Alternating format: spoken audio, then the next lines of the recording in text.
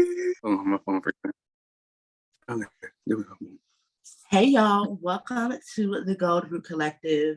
I am Mecca. I am so excited to be here with my first guest. They are someone who I truly, truly admire. They're actually my personal astrologer. I'm gonna get into it.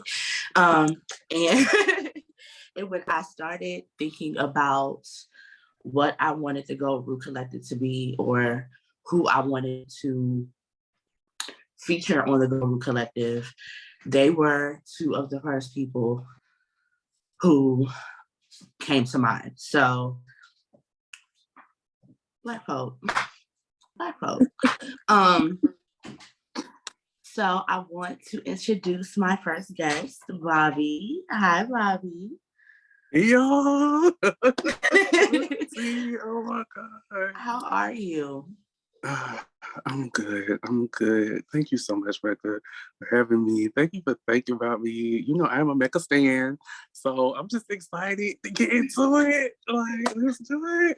Yes. So, like I said, I wanted to, well, actually, let me start here. I want you to introduce yourself and tell the people who you are, what you do, what lanes you intersect in, like, give the girls the tea. What's up, y'all? I'm Bobby. I use they, them pronouns. I am an astrologer, a writer, and hoodoo. And you know, Mecca, thank you. You know, Mecca is my tarot reader, y'all. She put me on, so I need to getting back into teaching slowly and surely. You know what I'm saying? So that's one of the other lanes that I'm in. And I'm just super, super excited to talk about like all the things. All of the things. All of the things. Because I've been wanting to talk to you. Like I said, you and Ace were the first two people I thought about. And I was like, ooh, I know these conversations are about to hit. So we're going to get into it. The first question I have for you is, what is your chosen ATR? How long have you been practicing and what called you to it? Oh, honey. Okay. So I'm Hoodoo. I named Hoodoo as my religion. I'm coming up on the 3rd year now. Yes, child. Oh my gosh. So before that, and it's kind of interesting. So I started studying ATRs in like 2011. I was taking some classes. Honestly, I took the class because they was easy. I didn't expect to, like, you know what I'm saying, learn stuff. A nigga was trying to, you know, get that GPA like gas prices at the time. And so I just was taking them. I was super interested, and I was still a devout Christian then. But I just loved learning about niggas and the way that we communed with the divine. And so that was like over a decade ago. And I went through a little agnostic phase for a second, where I was like, child, I ain't trying to hear none of this shit. You know what I'm saying? Like, none of it. Let's see. I started practicing ancestral veneration. It's hard to pinpoint a year for that, but somewhere like, I want to say that might have been like 2017-ish. Somewhere in there, I would just like passively, you know what I'm saying? Like, thank them, you know what I mean? Like, hey, thank y'all. I'm eating. I'm just like, I appreciate y'all, whatever, you know what I mean? Like, just passive stuff. And so I know in 2019, it's a long story, but anyway, 2019 was when I was like getting back into my witchy bag because I was like fucking with the ain't shit. And I was like, okay, girl, I knew you was like a hot ass mess when I started fucking with you. Like that, that intuition was it. Where did it come from? And so, you know, like not even a full year later, I was like, damn, I really found my way back to this practice. After studying it like a decade before that. And so that's kind of like how we ended up here. And it's just, oh God, it's been a ride. I built this for my Saturn return. This is what I have to show for my Saturn return. So. Yes. I love it. I love when like the lessons of our Saturn return are just made so like they're so known. You feel me? Like it's so obvious. Like, and I tell people all the time, and you know this as an astrologer, like for just as much as Saturn restricts and gives lessons, Saturn rewards as well. And so it's just like, you know, to be on the other side of your Saturn return and see like where you came from and how you developed, you know, your craft and your get like it, that's to me, that's one of the most beautiful things about I feel like about my Saturn return. So I love that you said that. The next question I have is, what would you consider your creative outlet? Oh God, so many, so many, so many. Mainly the one that I will always, always come back to is writing. You know, you already know. Uh-huh. It's like, and honestly, I never even considered it like that I was writing spells. You know what I'm saying? Like that never occurred to me. I just knew that people enjoyed my writing. I knew that it moved people often, but it just never like those two that wasn't clicking for me. So you know, now that I know that, I can do it with more intention, and it's a lot more. I wouldn't even say it's more sacred. Just I can name the sacredness of it and like identify. You know what I'm saying? Like where that comes from. So writing, absolutely, and I write a lot of letters. That's like the easiest thing for me. Letters to myself. So in that way, it's like really beautiful because those are like, it's like it's really like opening a letter from a friend. You know what I'm saying? And it meets me where I am. So many times I've like read something and been like, he really like just met me like almost like at a crossroads, so to speak. I play like several instruments, tuba, but tubas are like hella expensive. Like so I did not know that. See, that's why this interview is so dope because I'm learning new things about you. yes. I did not know that. I'm classically trained on tuba, saxophone. I taught myself. I need to buy some new reeds. I'm gonna get back into that soon. I don't have it with me, child. You know, it's been giving chaos here lately, but bad bitch come bad bitch. It is. Let's see what else. Writing, music are the main ones. And honestly, like astrology too. Astrology is also a creative outlet because that's a way that me and my dad commune, and like it's really fun coming up with my threads and stuff. It takes me a minute, but it's beautiful to like express that and share it. So those But are my it's so main creative though, like when you kept when you did my first one, and you were like, Becca, I'm so sorry it's taking so long, and I kept telling you like, you are good. I love thoroughness. So like, if it has to take a minute and it's thorough and it gives me what I need, and you gave me what I need, I'm okay with that. So like, child. So my next question is, how does your creativity and your journey as a practitioner intersect? Oh, come on. I love this. I love this. I love this. Okay. So,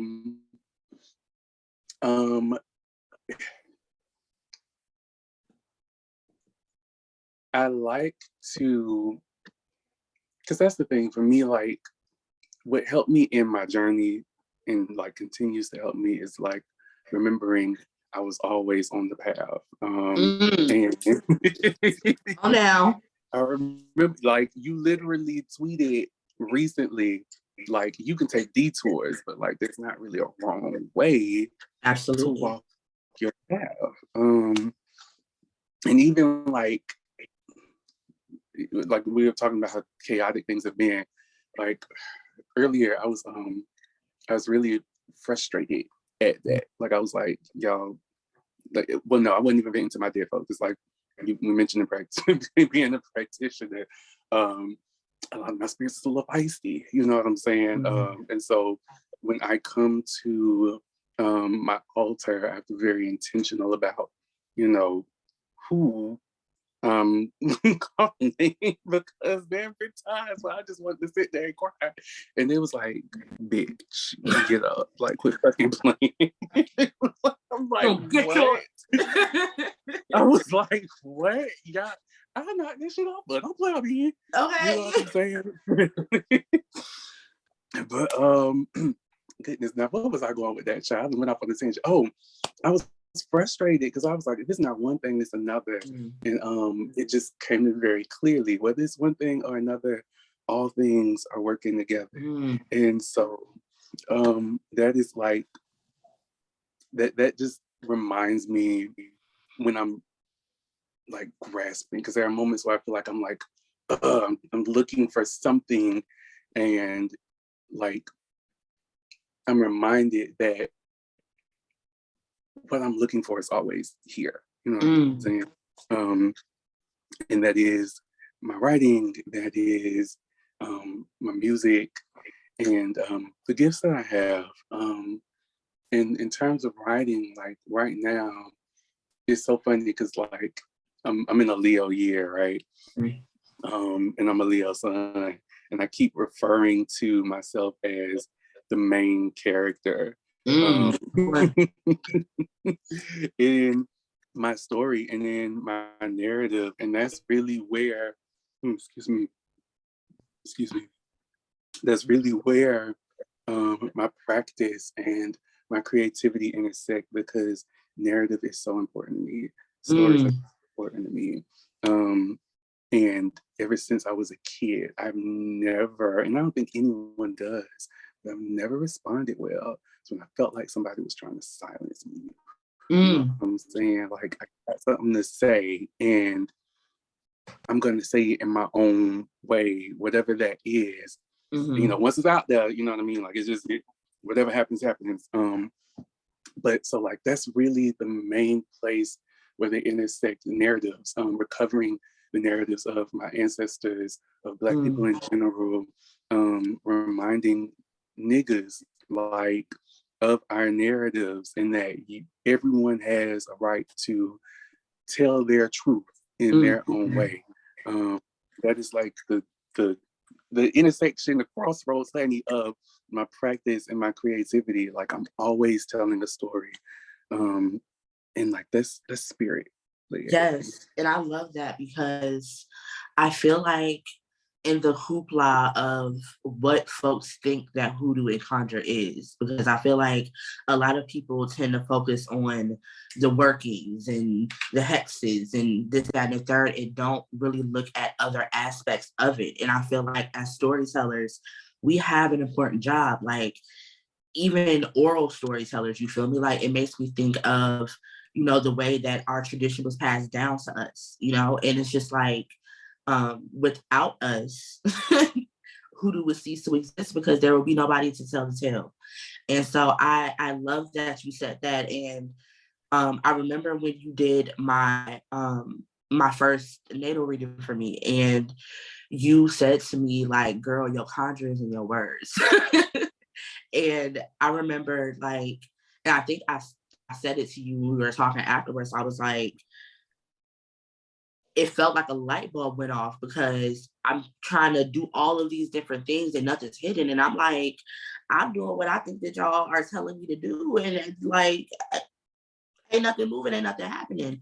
And it wasn't until I realized that, as I want to say it was like after I got done writing Foolish, it was like, girl, you literally like wrote your Saturn return. Like, Foolish is my Saturn return story. And so it's crazy. Like, it's, child. I feel it. My next question is, what inspires your creativity? oh, honey. Let's see. I am, you know, it's so cliche. I hate being cliche. I'm an Aquarius, place my honey. Like, I did, full of them, and yet I can't stand them. But I'm so passionate about people. You know what I'm saying? Like, I love niggas so much. And I'm just like, I want us to like tell our stories. Our stories are so important. And I just remember like being a kid and having so much to say. And also just kind of looking like if I can't speak for me, because I mean there were times when I couldn't, right? I was looking for someone who I felt like I identified with, like, yeah, that's me. Like that's my story. Like that's something that I resonate with.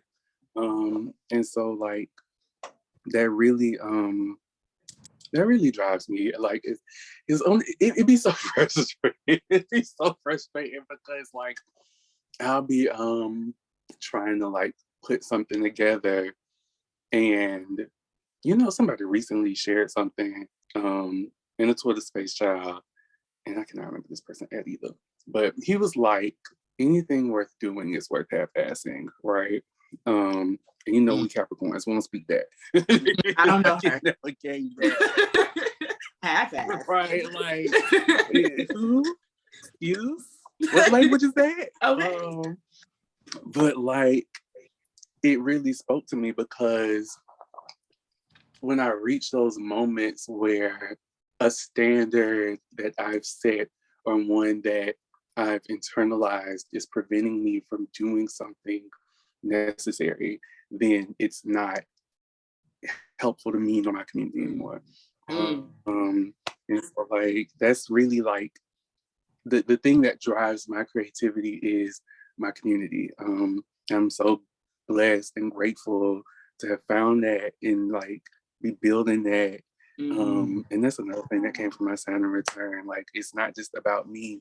There are people who, you know what I'm saying, need their stories told, need to be reminded that their stories are valid and deserve to be heard. And so like I'm always like looking for that, and like that reignites my passion when I feel like it's dimming, that like somebody out there needs to like speak up, need to open their mouth. Like, hey baby, come on, let's open that throat chakra, as they say, child. Okay.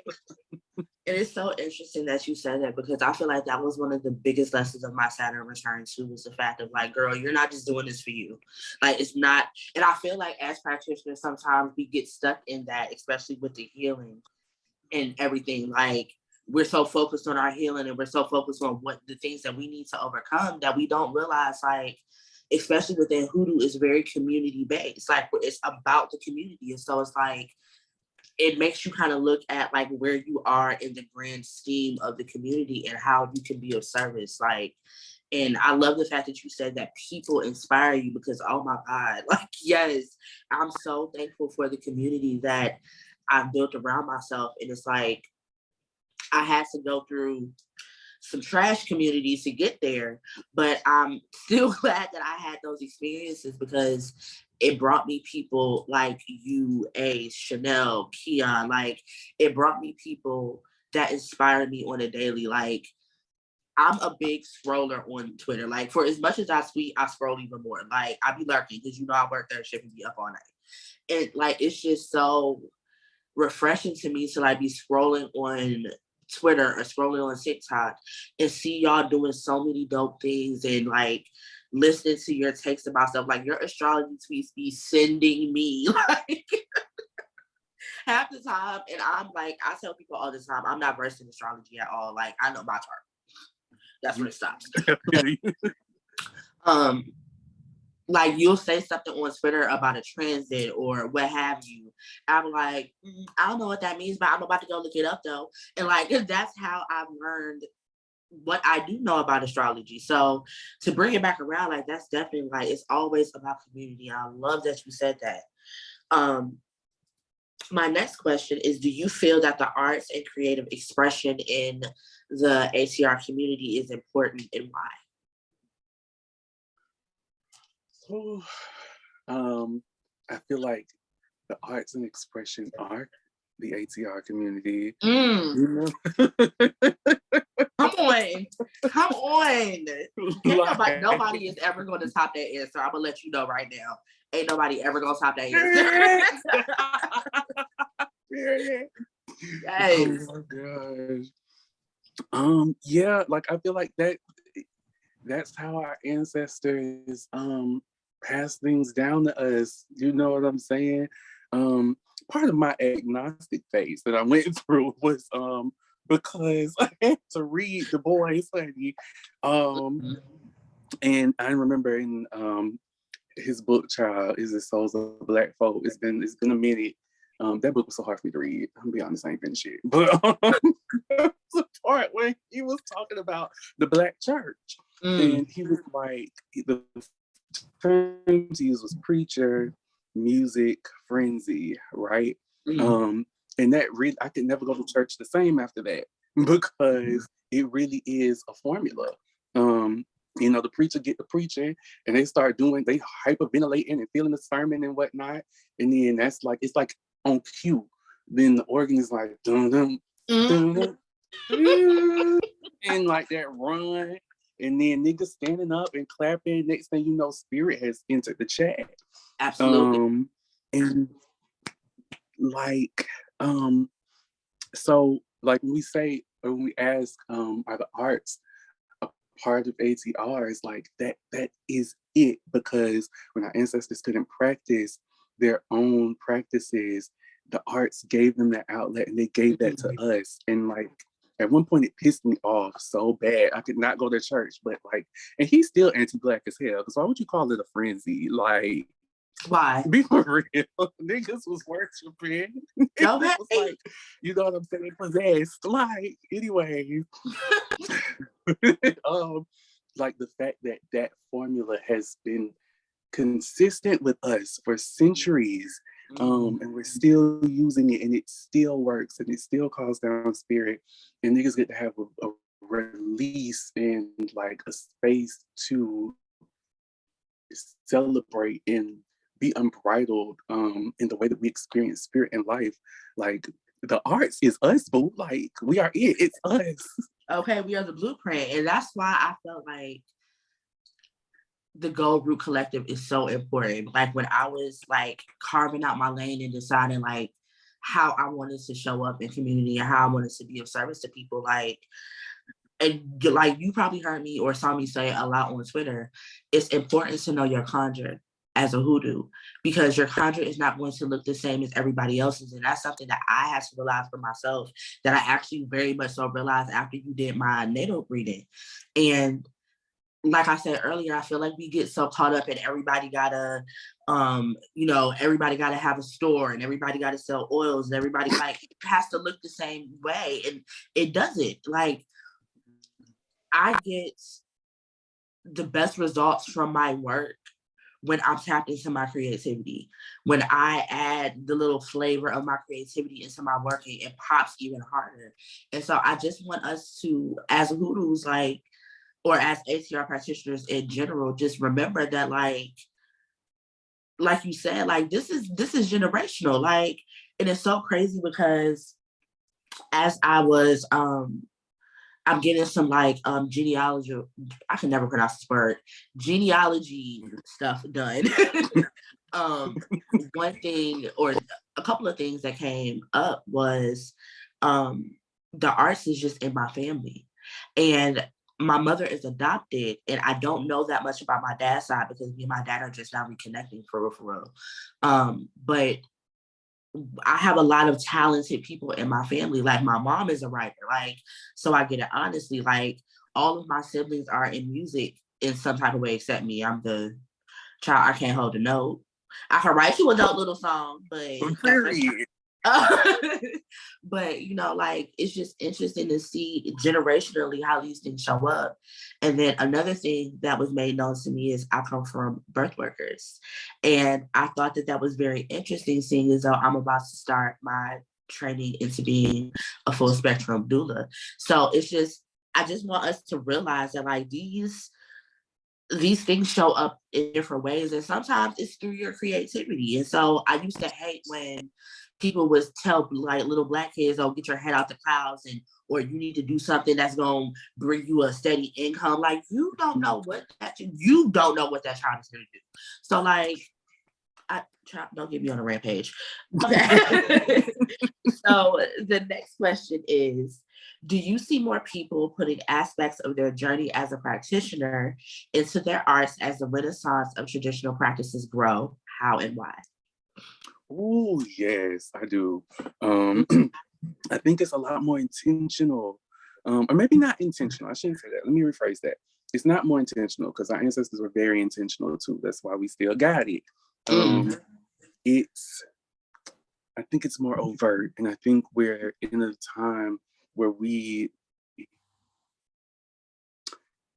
can practice much more openly and be louder and proud about our practices. I cannot remember this person name, this artist, but he literally got a song. And he's new, like he a rapper, or not new, but you know, he here now. He in this lane, honey. Like, and he's like, they said you must be practicing the hoodoo, baby, and I'm like, come on, like, give it to us direct. We see it. So I'm excited for it. I want to see more of us like owning our practices, owning, like you said, the way it looks for us as individuals in our lineage. Because that's something that like my own dead folk had to come and talk to me about. Because you know, we get into it sometimes. Me and mine's like, they be like, "You so fake, you mad?" Say it. And I'm like, okay, I'm mad because like, why am I having to do all this? And they be like, you're not doing this just for you. Like, these are our talents too. These are our stories too. And this is veneration. Like, creativity is veneration. It's ancestral healing. So I'm just so fucking excited. Like, I love this. Gold Root Collective is ancestral veneration, lady. Gold Root Collective is creativity, is healing, it's all that. And I'm just so excited, like, to see this just like embody that. Thank you. The next question is, how does your practice influence how your creativity is expressed? You know, I would say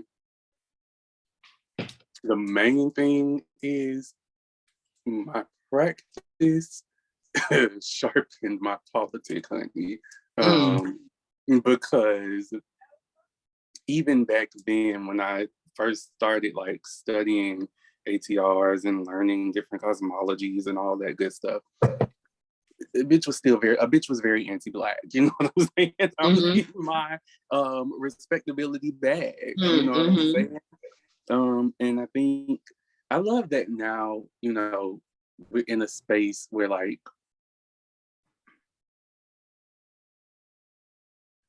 because we are so connected that we can like learn that sooner. Cause like I was you know what I'm saying? I was like late 20s, like, wait a minute, bitch. Something I always knew something wasn't right, but like something really, really ain't right. You know, like say this. And so like that's the main thing, unlearning. I remember like I used to be so caught up on scales and theory and all that, and like this rigidity and this Western way of like seeing things like this is it. And my practice has made my creativity so much more expansive. Like I refuse to be put inside a box. I refuse to promote or embody ideals that oppress my community or oppressed my ancestors at any point in time. And so now, like, when I'm playing, which I need to get back into again, like I don't even like to read music no more. You know what I'm saying? Like I like to sit and just like fiddle with my sax, and just trust that the notes gonna land where they need to. You know what I'm saying? Okay. you know, when I'm writing, my stories like reflect the people I see in my community because it's communal. And that's like niggas just come in so many different like facets and we're so expansive. So like that's really the main way that my practice has informed my creativity. It's like broadened my scope of what life can be. Like you say, have the day you conjure, honey. Like, you know what I'm Period. saying? Period. My next question is, how do you feel your dead folks speak through your creativity? Ooh, that's so good. Okay.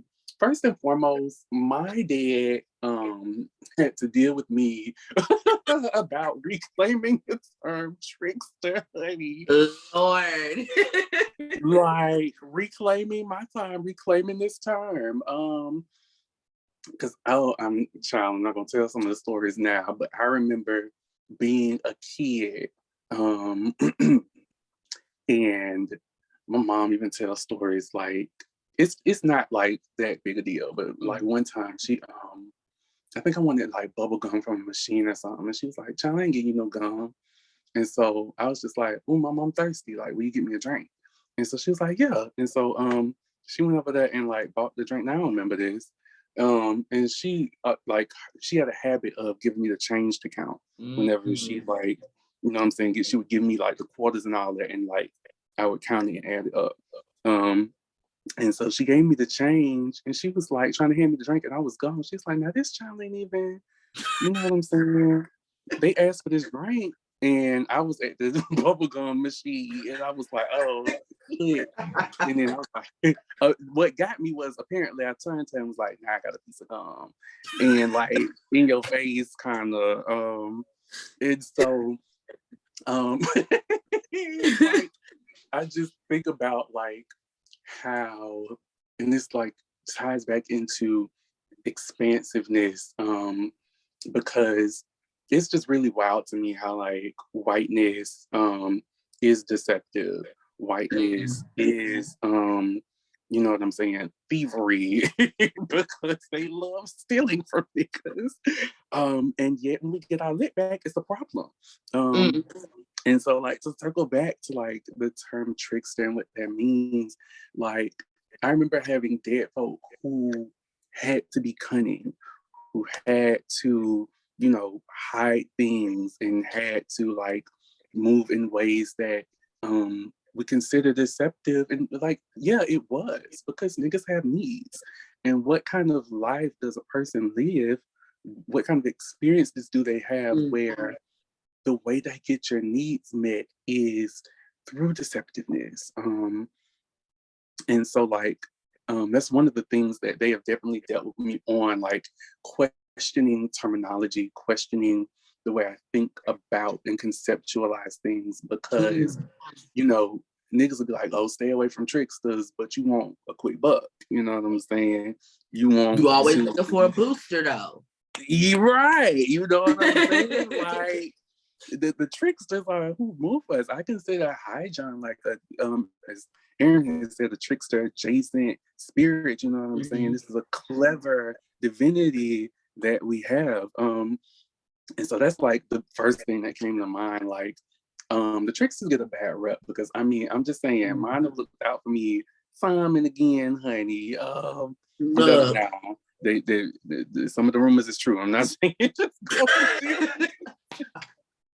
Like, I'm not saying just don't deal with these niggas. Okay. Caution, please. Right.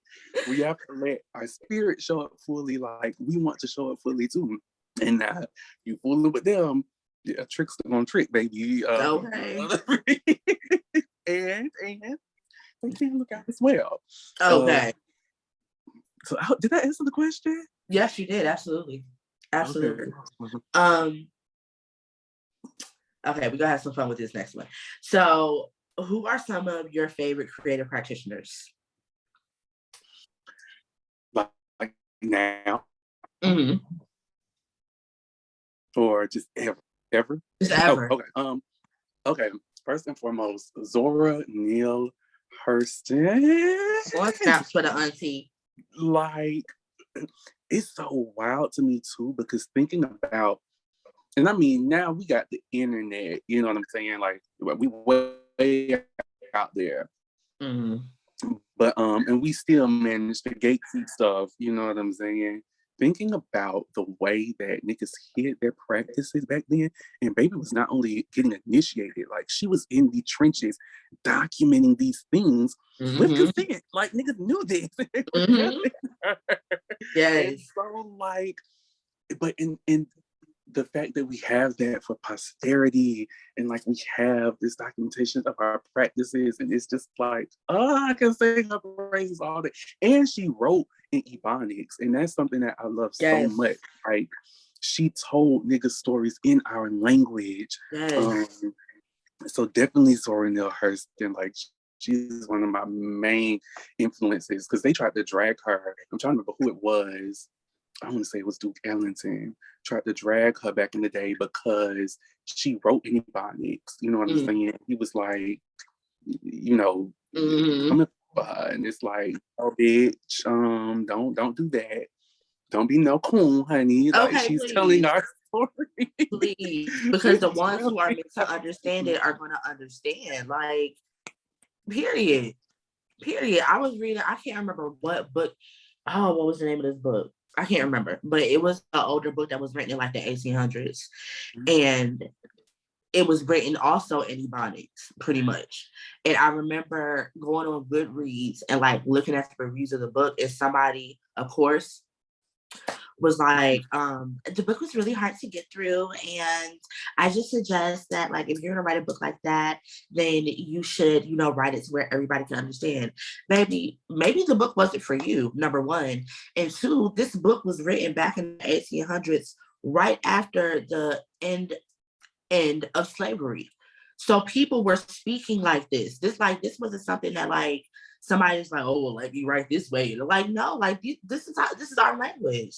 This is how people were speaking. And so, like, child, that's why I will never be one of those parents that feel as though like my child has to speak proper English. No, baby, you speak in our tongue, because I want you to be able, first off, I don't want you to have to code switch. Like, show up as yourself always.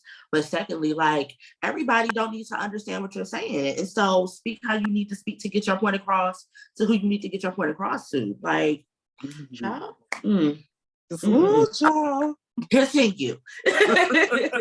You about to make me shout though, because like that's I feel that so deeply. Yes. Because like I mean I talk about it a lot on Twitter, but like, you know, my moon is conjunct Saturn, honey. So like that that has been another big thing about my Saturn return, is challenging even the more subtle ways that internalized forms of oppression have shown up in my own expression. And like it never made sense to me how I would have family members who would literally be like, I ain't know such and such. And then when I would speak Ebonics, they were like, oh no, we don't do. Yes, you do. What you talking about? You just said it. I ain't know they English, boo. Like that's okay. not that. And so like I think that's so beautiful that like when you talk about audience, like in creativity and the right people getting the message. I love that foolish is a glamour. Like, you know what I'm saying? Like, the girls that get it. Absolutely. It is so crazy because, like, I've had both reactions. Like, I've had reactions from folk where they're like, oh my God, this is such an amazing book. I love it. And leave it at that. But then I have people who be at my neck, like HP and Rory and Ace, and they're like, yeah. Like Rory would text me and be like, so I read this, but it sounded like this. And I just want to make sure I'm interpreting this right, because this is what it sounds like. And I'd be like, yes, like you get it. You get it. You understand me. Yes. Yes, I love it. Like, because I mean, to me, that is the most hoodoo thing that we can do, right? Like, our ancestors used to, I mean, I hate to bring it up this way, but like, my ancestors used to hex niggas with dirt. You know what I'm saying? They outside working dirt and they working a bitch. Mm. You know what I'm saying? Like, we hide our practices in plain sight, and it's like, it's not even that it's necessarily hiding. You know what Mm. I'm saying? Because it's not. It's like, this isn't you. You are not my intended audience. I'm not thinking about you. The girls that get it, get it. Absolutely.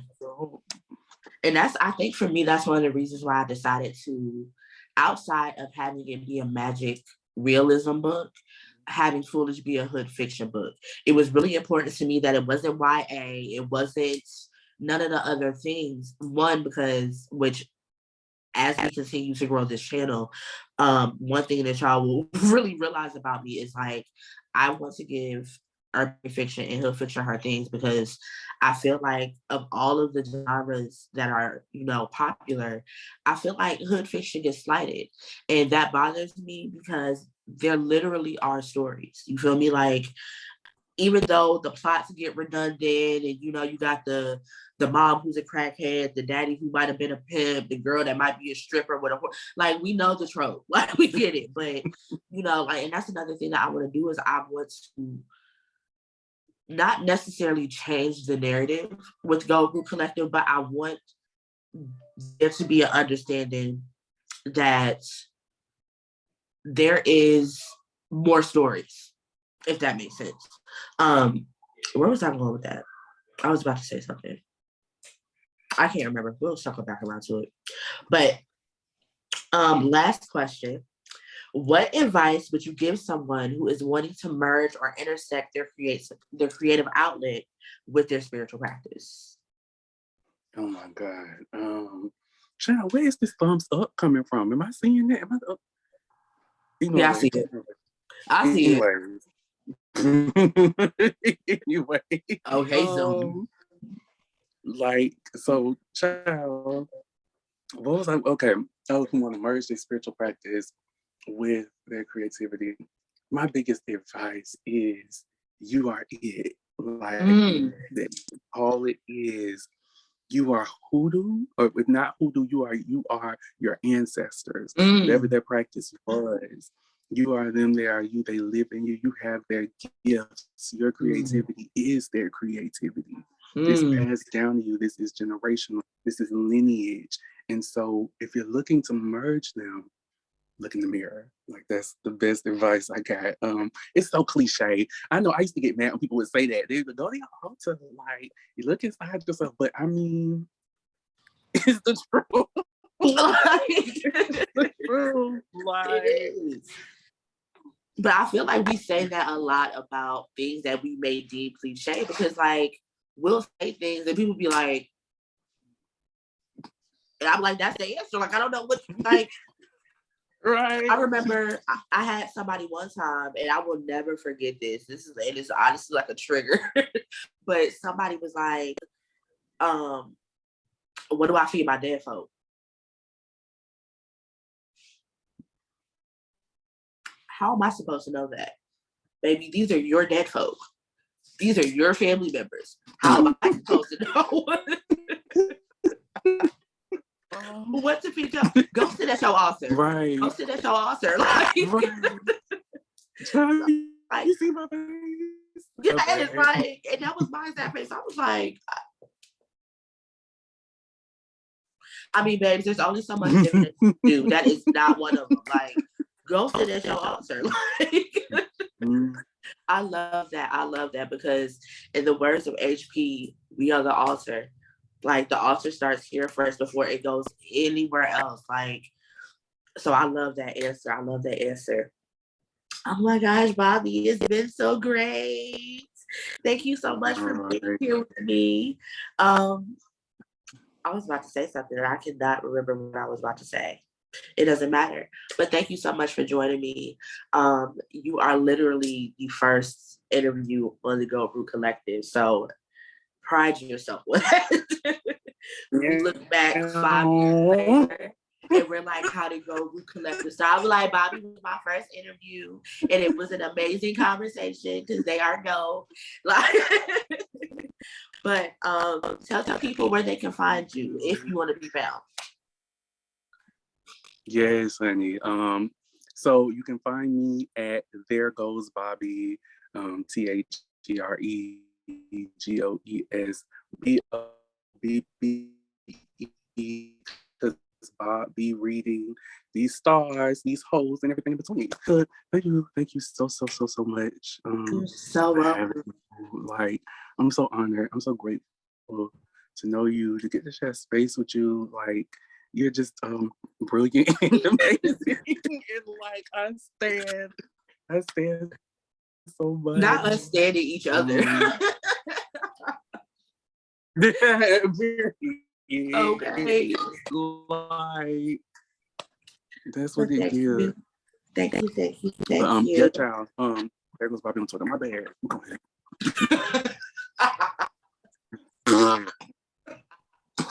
I can die. All right, bye, you guys. Thank y'all so much for being with us. Make sure you hit the comment section and continue the conversation because we're all about community building here over at the Go Root Collective. And stay tuned for my next interview. And y'all are really gonna like this next interview. So make sure you subscribe, like all of the things, and I will see y'all next episode. Peace.